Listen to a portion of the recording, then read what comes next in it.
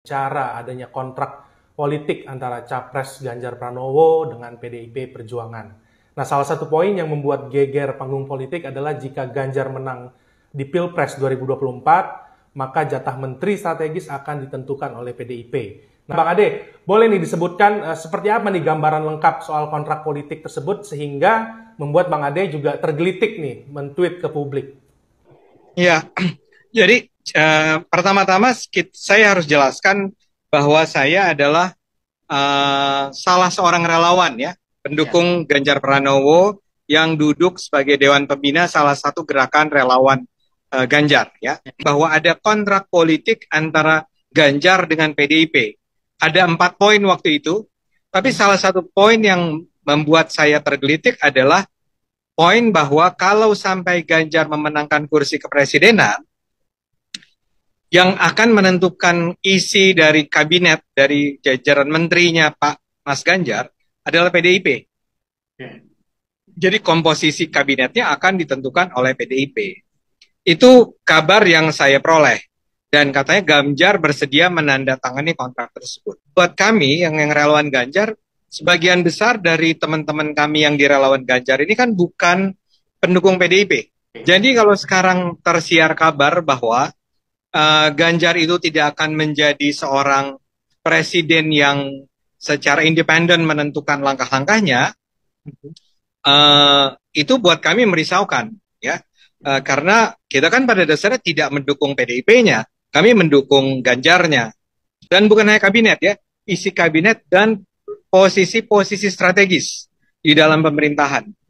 Pada awalnya pada bulan Mei itu merebak ya di kalangan relawan, sehingga wajar kemudian kalau orang relawan-relawan di lapangan itu bertanya juga kepada saya, karena saya adalah seorang yang duduk di posisi Dewan Pembina. Saya berusaha mencari tahu dengan bertanya ke sebagian orang PDIP yang saya kenal atau ada dalam WhatsApp grup yang saya berada di dalamnya ya.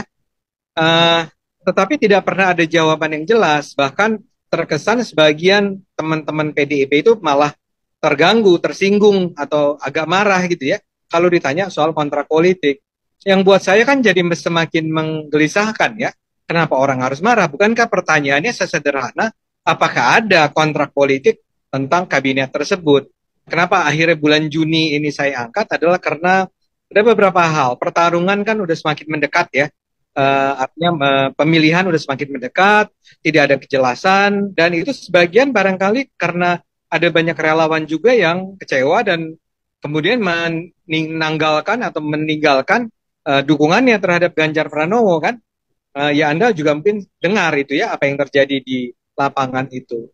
Jadi saya angkat dengan harapan saya mendapat jawaban ya dari either Mas Ganjar atau dari pimpinan PDIP. Maksud saya pimpinan PDIP ya mungkin sekjen atau yang paling hebat adalah Bu Mega sendiri lah misalnya. Tapi itu kan saya nggak bisa harapkan akan datang dari mereka. Bang Ade, dari poin-poin yang sudah kami himpun nih, yang pertama soal meneruskan ajaran Bung Karno, juga wakil presiden ditentukan partai pengusung, lalu juga jatah menteri partai, juga hal yang sering kita dengar lah kita temui hingga saat ini. Yang dalam pandangan saya itu tidak sehat buat demokrasi kita, ya. Karena masyarakat ketika memilih seorang presiden misalnya, ya di dalam kepala dia memilih presiden itu karena dia percaya pada sang presiden, ya. Dan sang presiden itu dalam paket itu adalah presiden itu akan membentuk kabinet yang diharapkan akan membawa kebaikan buat seluruh anggota masyarakat kan, ya. Jadi dalam pandangan saya seharusnya memang tidak begitu. Seharusnya idealnya tidak begitu. Seharusnya siapapun koalisi atau partai manapun yang terlibat dalam koalisi tentu saja akan ada bargaining power lah ya. Kalau itu kita nggak usah bantah lah ya. Tapi bahwa keputusan itu ditentukan hanya karena karena koalisi saya adalah 3 partai, maka partai A memberikan 3 suara, 3 nama menteri, partai B memberikan 3 nama menteri, partai C memberikan 3 nama menteri tanpa diperiksa dulu kualitasnya. Kalau partai mengajukan nama-nama yang qualified gitu ya nggak apa-apa kan, boleh-boleh saja, itu adalah sesuatu yang logis saja. Tapi yang terjadi sejauh ini kan seringkali tidak begitu, ya.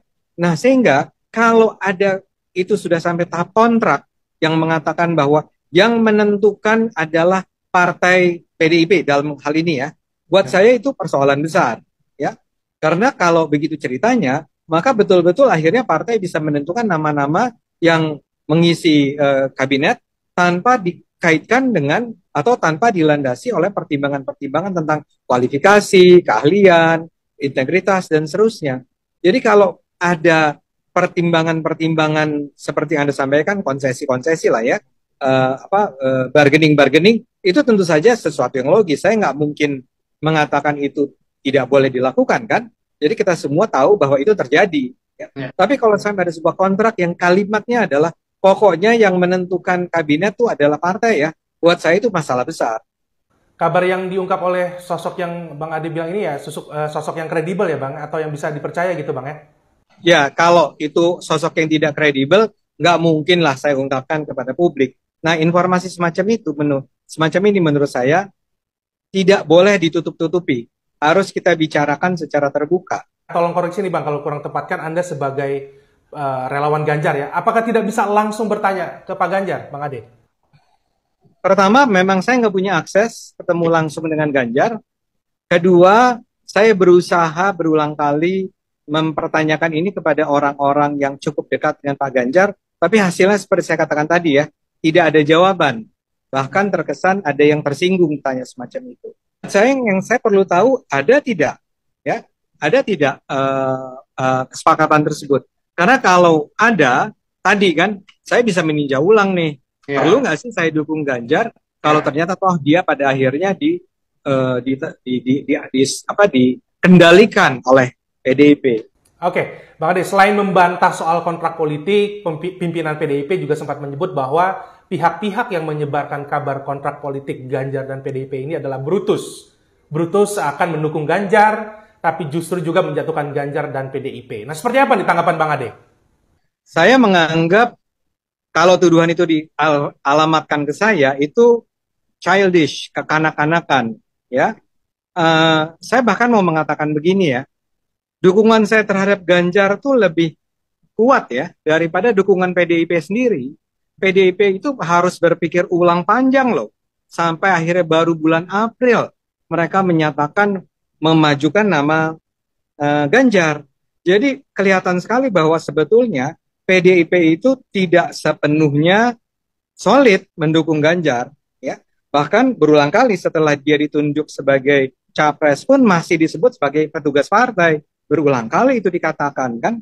Jadi kalau sekarang kami dituduh sebagai Brutus, itu buat saya ya menggelikan.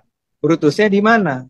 Tujuan kami justru untuk meminta penjelasan dari Mas Ganjar bahwa sekarang tuh ada gosip loh, ada rumor loh, ada informasi yang menyebar bahwa Anda itu sebetulnya hanya sekedar menjalankan perintah partai, orang suruhan partai yang akan digunakan oleh partai untuk memenangkan bukan Anda sendiri yang terpenting, tapi kepentingan PDIP sendiri gitu ya. Kami harus tanya itu, betul nggak Mas Ganjar itu selemah itu posisinya? Bahkan untuk menentukan nama kabinet saja, dia tidak punya otoritas. Relawan-relawan Ganjar yang sudah mulai mengatakan kami tidak memilih lagi deh, kami tidak memilih Ganjar lagi. Sebagian pindah mendukung Prabowo, mungkin yang Anies sedikit lah ya.